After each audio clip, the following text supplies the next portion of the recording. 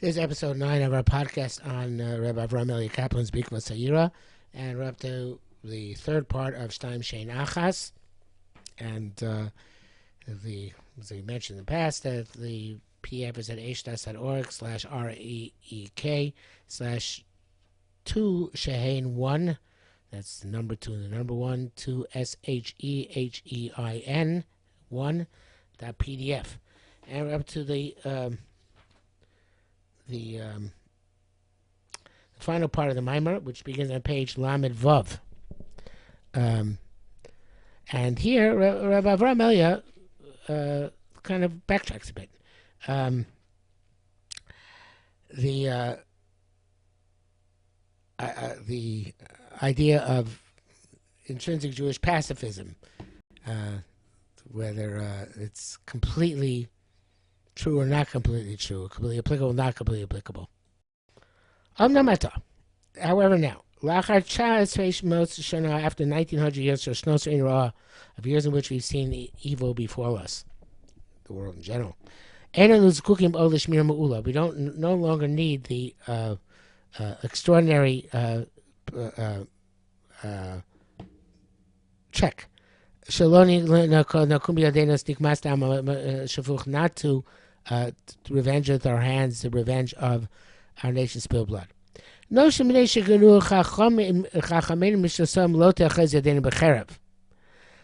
because our Chachamim denigrated holding on swords in the Mishnah, should our hands not hold swords.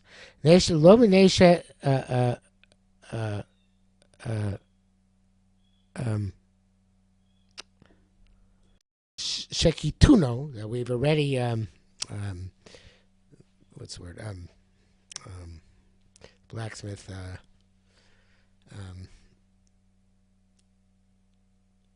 forget the word is when he pounds something.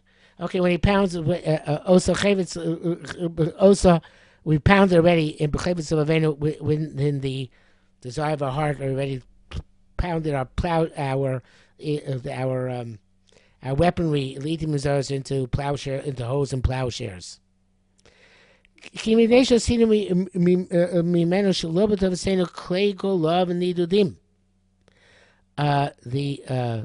rather because we are compelled to take our swords and our weaponry against our will and make them into the tools of exile and wandering.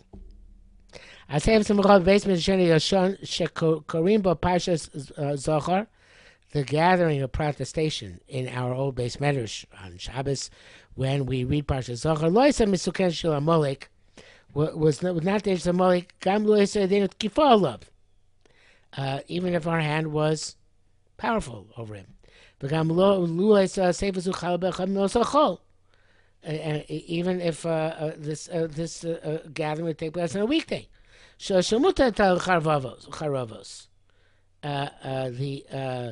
A time when it would be permissible to take weaponry, because we don't have the weapons in our day and age to do so. We've been deprived of them.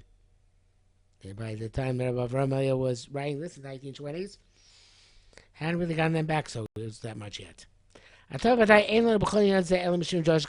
Because of our situation, we don't need to have such great so many safeguards. We can't do anything anyway. It's only Josh Kabbalah Schar. Parshas Molech has become for us something which we learn and we grow from it and learn from to derive lessons from it that we can't put into practice. Or something which is halacha, which perhaps will be relevant when Mashiach comes. Okay, so now he says, de facto, we can't do this. But there are days in which even on our old base medrash, we were not complete foreigners to the sword. There are times that the spear on the book, it's language for medrash, the safra of a safra yod the kruchim. They were wrapped together, even by us a little bit, in one and the other. But also Rabbi Akiva Sheshar Sashira Tara B'Yisrael Kirvas Elokim Netzola. The same Rabbi Akiva was saying that song about Ma Mikra Taras Atmeim as a Kosh Baruch Hu Mataras Yisrael. That Mishnah at the end of Yuma, about our closest to God and its loftiness. And he was also in a state of anguish when he would be able to have the mitzvah of Kiddush Hashem fulfilled, dying out Kiddush Hashem. He wasn't sitting anticipating this death with a lowered head. The death in which they killed him. To those those metal combs which they jabbed into him. Rather, when Kim Shikia showing the time came, if he died though, according to his opinion, which interestingly the rest of Chazal seem to have rejected. To seize the sword, let's say ketel, and to go out to the field of killing. He cares that small he saw himself as worthy of being the arms bearer of the mighty warrior in that war. Bar Kochba. It's Rambam name of Chazal. And fascinating case which he had in the Gemara of the first parak of Shabbos, and Beisham Beis Hillel had their great dispute in which the day which the 18 decrees were decreed. In the Beis Medrash itself, Nina Tzah the sword was literally stabbed into the ground, but actually was lofted up. According to the Pashup of the Gemara, there was a sword fight in the Beis Medrash itself. Vasiyas as a sefer and assisted the sefer to demonstrate the way of life. Okay, that's one of the most astonishing passages in the Gemara, and extremely difficult to understand. And Rabbi Eliyahu is kind of glossing over it. He's not dealing with the ethics of the Shaman having. The point is that the sword was there. There are very few of these episodes in the days of our greats, in the history of our greats, and there should be very few, especially the latter. But there's a lot in them to show the balance in the perspective of Judaism. On the direction of the way between the two sides of eternity. Das Elokim, the knowledge of HaKadosh Baruch Hu, Kel Rachum B'Chanun. In other words, knowledge of HaKadosh Baruch Hu perhaps is not a great translation. It's the like Das Torah, the opinion of the divine perspective, to be Rachum B'Chanun, Mitzad the Das Elokim, and the other divine perspective. El Nokam V'Shilem, the God who takes retribution and pays back. Yitzharach on the other hand. Torah Chesed V'Rachamim, the Torah of Chesed and of kindness and of mercy, in Torah Sadin, with the Torah of justice, V'Akrav, and the battle. Shtaim Shein Achas Heina B'Yadus. These are two which are actually one in Judaism. Das Elokim. They're both divine, the divine perspective. Many times the person is required, compelled to be involved in that which is repugnant to him. It should be repugnant. Violence should be repugnant. But because of the compelling truth which requires him to do so. And evidently this is what he would say about Beis Shammai as well, that of course Beis Shammai didn't want to use swords, but they were standing up for what they felt to be true, and truth requires Mesiras Nefesh. Avorak also adam she'enu nemasu atzmo mina memuas she'u osek bo. But only a person will not become himself repugnant and disgusting on account of that disgusting work which he must engage in. She'enu mizganehu atzmo, who does not become denigrated himself, from the denigration which he must involve himself. It's not simple. It's not for everybody. If you're going to be tainted by it, it's not for you. Hu Adam ben Aliyah, he has to be the person who is himself a person of growth. Of the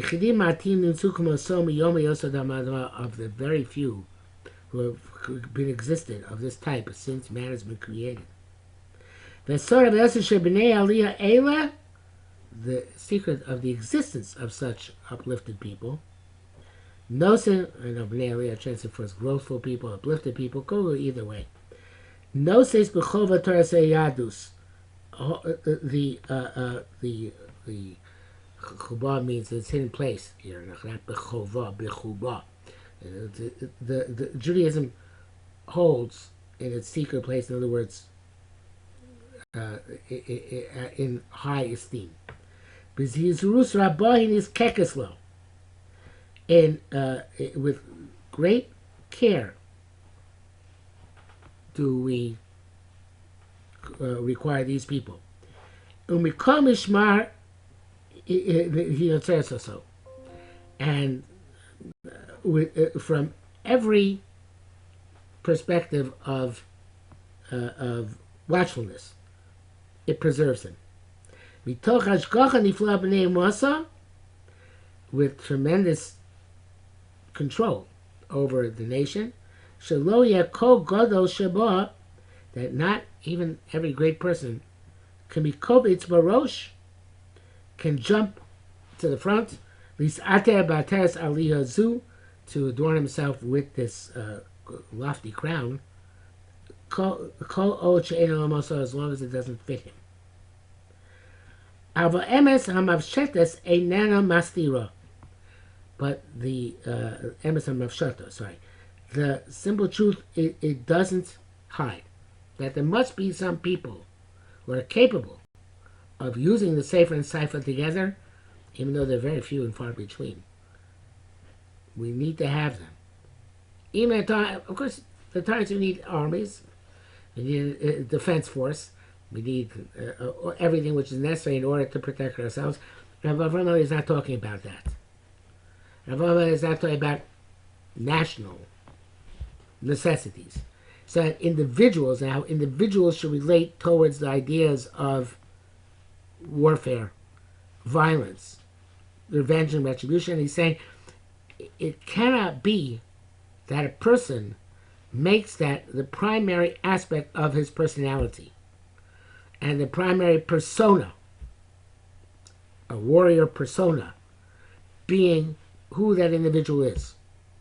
On the contrary, only an individual who is primarily someone of great chesed and rachamim, of great nonviolence, can be the person who then can appropriately utilize violence if and when it becomes necessary. And only when it is absolutely necessary, not just when it's expedient. So we don't hide that there is a Parsha Zachar. We make kosher Yisum in front of all the levels of the nation. He calls with Varam, calls with thunder. It's Parsha Zachar Shua, it's Parsha Zachar. Upo bareke aseres v'aleim li'oziz charbam avziz kosher. At the same moment, it tells them it's forbidden to use your sword. Hakar l'chud u'mais l'chud. Oh, you should know that there are times we advocate violence. But not you. Not the masses. Obviously, again, not at a national level. But no vigilante justice. Unless you are Shmuel Hanavi. So when I get that for your test, you think just because we think something is true, even know it's true, do we actually go out and practice it? Since we assess, we think, we assess in the basic system of our heart, as language of Rashi there. Do we already reach that level? Which level the heart of man is like the heart of God? To bring to justice those in this world, and to eradicate from their midst this evil. Just because we think we know, is that enough to do it? This is the nature of Jewish carefulness. Hamadakdekes, which is precise in its mitzvos, and is concerned to stumble even in the shadow of a prohibition. Selos Yogos Xeros, which makes for itself fences and decrees, Mishmaros safeguards, and Mishmaros and Mishmaros safeguards for the safeguards. Midazu Hishamda Lanu Chayos Banu. This midah stands for us to sustain within us and give life within us. To this very day, as Kohen Mitus all the truths of the world, Hani'imos, the pleasant ones, Vamoros, and the bitter ones. Hanirgos, the calm ones, Vanaros, and the awful ones. Bigmusa Mitzibian Elchon, in their appropriate pictures and their appropriate characters. B'tamon, in their perfection, in their holistic aspects, I guess.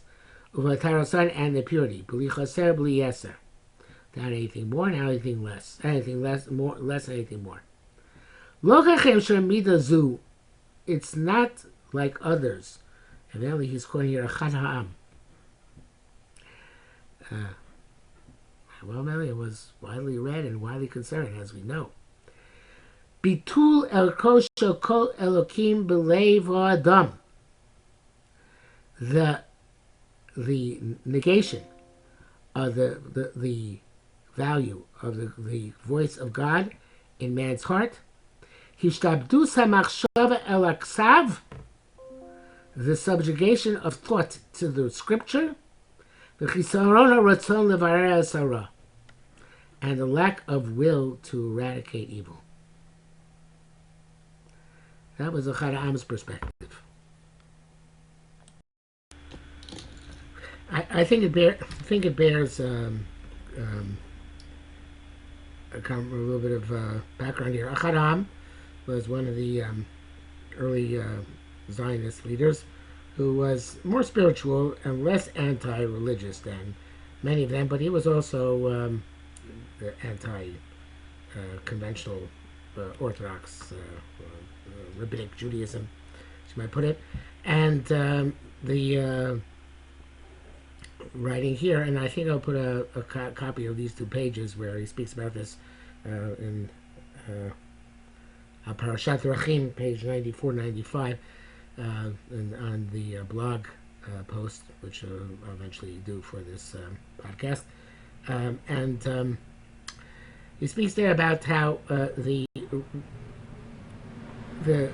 was even worse than the Ktav of Torah Shebechtav, which could be reinterpreted by the rabbis, is the Ktav of Torah Sheba'peh, which he says subordinates the rabbis in Judaism to a heartless and dry and narrow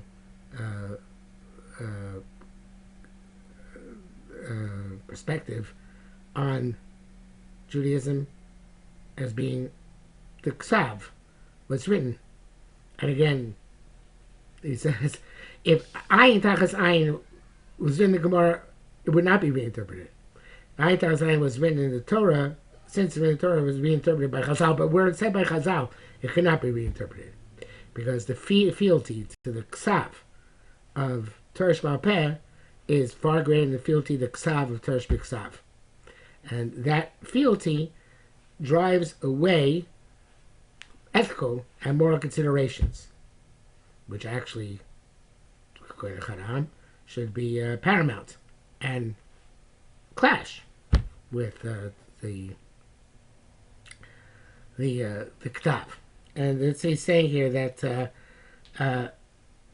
there's a Kol Elokim. Again, he was more inclined to religiosity than his fellow Zionists. This particular passage, he attacks Yudah Leib Gordon, who is even more anti-religious than Achad ha'am, and he takes him to task on that. But he says there is a Kol Elokim b'leiv ha'adam, but there is Ishtabduta Machshava Laktav, the subservience of the thought of Kol Elokim to the writing. And this leads to Chisaron Ratzon Levayer Torah, to a lack of will to eradicate evil. And he's talking about not evil on a national, like Jew versus anti-Semite level, but rather on ethical and moral evil within the society of the Jewish people. So, or what he perceives to be ethical and moral evil. He's talking specifically about there.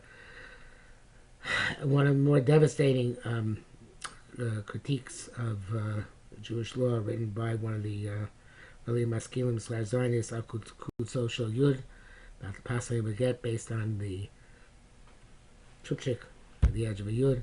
And then he talks about an interesting case from Israel's Angville, where he wrote a story about how a woman was about to get married to the love of her life, the love of, and he was about to marry the love of his life, and it turned out that she had a technical divorce when she was a youngster on account of some silly game, and he was a Kohen, and they couldn't get married, and the tragedy of this phenomenon, and how obviously Haram is trying to say that the appropriate relationship is one, that there is the appropriate attitude is one, that this law is heartless law, and two, how we have to regard it as a tragedy and not just as, well, that's the halacha, what we can do. And he goes into it in greater detail. It's, again, as I'm going to put I'll put up the page on the blog. So what Rabbi Avrohom is fighting here is this notion, and of course only a Baal Musar can fight this notion. To be honest, I don't think a Brisker could fight this notion that there's a separation in Judaism between morality and ethics on the one side and halacha on the other side, and that we are subservient to the K'tav without any sense of Ruach Elokim.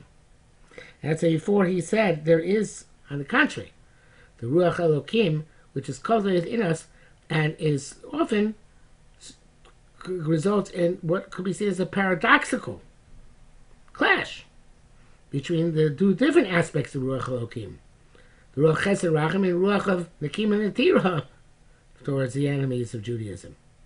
So the Rabbi Avrohom is saying that Judaism is concerned and essentially concerned with developing that Ruach Elokim, cultivating it and expanding it. But it is very often internal, perhaps much more internal than external. And sometimes we can't act on it. And most of the time we can't act on it. But the point is, it's not something which we suppress and not something which we deny. On the contrary, we are concerned to make sure to have everything in the proper measure. And even if we run the risk of paradox, we look at both sides of the equation. So that's what he says here. Lochen, zeu dikduk hatchumin l'tchum hagvulin shebein hatzorach v'hagazum. What Judaism tells us is that we have to find, and the writing which we have struggles, the Ksav, Chazal struggle very often to find this. It's not so simple.